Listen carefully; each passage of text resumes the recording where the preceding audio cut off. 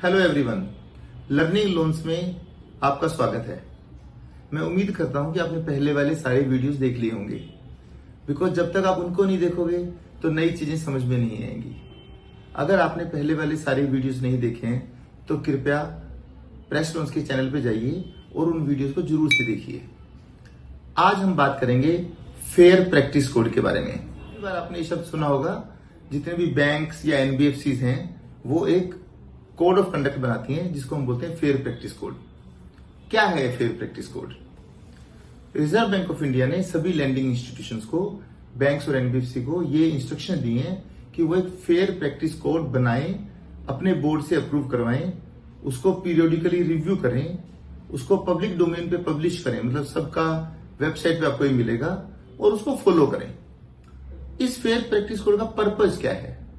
तो इसका most important purpose है कि जितने भी स्टेक होल्डर्स हैं, मींस कंपनी, उसके कस्टमर्स, उसके शेयर होल्डर्स, उनके एम्प्लॉइज, उन सबका जो हित है, जो उनकी भलाई है, वो सिंक्रोनाइज होनी चाहिए। मतलब हर आदमी सिर्फ अपना खुद का ना सोचे बल्कि बाकी सबका भी सोचे। तो सबकी भलाई, सबका हित, सबका फेयर प्रैक्टिसेस एक साथ सिंक्रोनाइज होना चाहिए। ये इसका बेसिक ऑब्जेक्टिव है।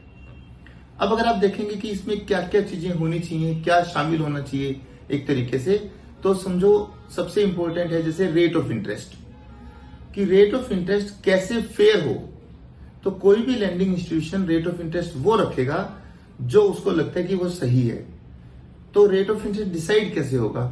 सबसे पहले रेट ऑफ इंटरेस्ट में उस इंस्टीट्यूशन की बोरोइंग कॉस्ट कितनी है, इंटरनल या एक्सटर्नल, जो प्रोडक्ट वो कर रहे हैं उसमें उनका रिस्क कितना है, प्रोडक्ट का रिस्क, फिर जिस कस्टमर को लोन दे रहे हैं उस कस्टमर का रिस्क कितना है, कि वो customer let's say service class है या सेल्फ एम्प्लॉयड है। इसी प्रकार से लोन की टेन्योर कितनी है, लोन 3 महीने, 6 महीने का है या 12 महीने का है या 3, 4, 5, 6 साल का है। तो हर फैक्टर को आपको उसके अंदर इंक्लूड करना पड़ेगा।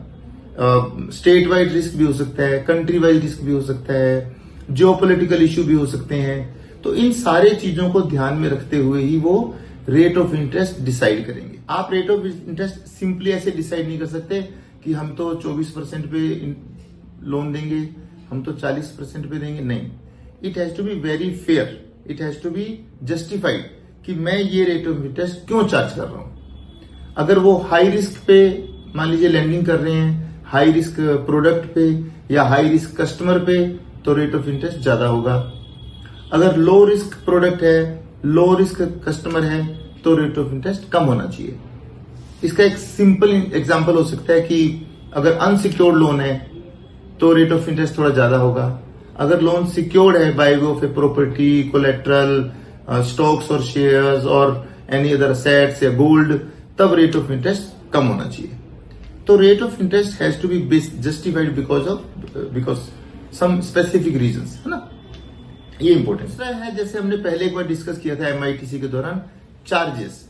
तो क्या क्या चार्जेस लगाए जाएंगे वो भी जस्टिफाइड होनी चाहिए। आप एकदम बहुत ही ज्यादा एबनॉर्मल चार्जेस नहीं लगा सकते कस्टमर्स को।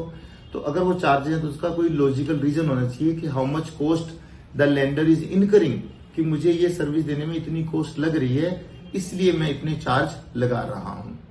तो ये दो चीजें कि रेट ऑफ इंटरेस्ट क्या होगा, चार्जेस क्या होंगे, ये उस फेयर प्रैक्टिस कोड का पार्ट है। इसके अलावा जैसे मान लीजिए कोई असेट बेस्ड लोन है और असेट को रीपोजेस करना पड़ेगा, तो उसमें भी स्पेसिफिक गाइडलाइंस हैं विच लेंडर हैज टू फॉलो।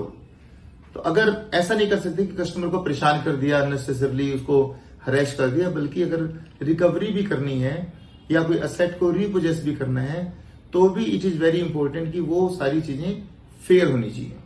अब एक सेकंड एस्पेक्ट भी है कि अगर लेंडर है, they will help, support and assist their customers. अब ये सपोर्ट और असिस्ट कहां कहां होगा? एक है एप्लीकेशन स्टेज, कि जब कस्टमर लोन अप्लाई कर रहा होगा तो हम उसको हेल्प करेंगे सिखाने में, समझाने में कि आपको लोन अप्लाई कैसे करना है या एप्लीकेशन फिलअप कैसे करनी है। It should be easy method for the customer.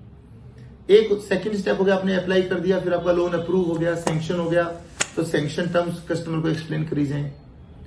Sanction होने के बाद जब आपको लोन डिसबर्स करना है तो there are other documents which customer need to submit, है ना। कस्टमर लोन सैंक्शन होने के बाद हम बोलेंगे कि आप हमें चेक्स दीजिए, आप हमें स्पेसिफिक डॉक्यूमेंट दीजिए, कुछ पेपर्स दें या कुछ इंफॉर्मेशन चाहिए। तो पोस्ट सैंक्शन प्री डिसबर्समेंट, इसमें हम कस्टमर की हेल्प करेंगे, असिस्ट करेंगे उसको। डिसबर्समेंट के बाद भी कस्टमर को सर्विस चाहिए, उनको अपना लोन अकाउंट स्टेटमेंट चाहिए, उनको कोई इंफॉर्मेशन चाहिए, कितनी ईएमआई उन्होंने पे कर दी, कितनी आउटस्टैंडिंग है, इसमें भी लेंडर उनको हेल्प करेगा, असिस्ट करेगा। तो ये जितने सारे स्टेप हैं, application, sanction, post sanction, pre disbursement, post disbursement या डिसबर्समेंट का इवन रिकवरी, आर्बिट्रेशन, या मान लीजिए कस्टमर की कुछ कंप्लेंट्स हैं तो कंप्लेंट्स को रिड्रेसल मैकेनिज्म क्या होगा, ये सारे चीजें फेयर प्रैक्टिस कोड का पार्ट हैं।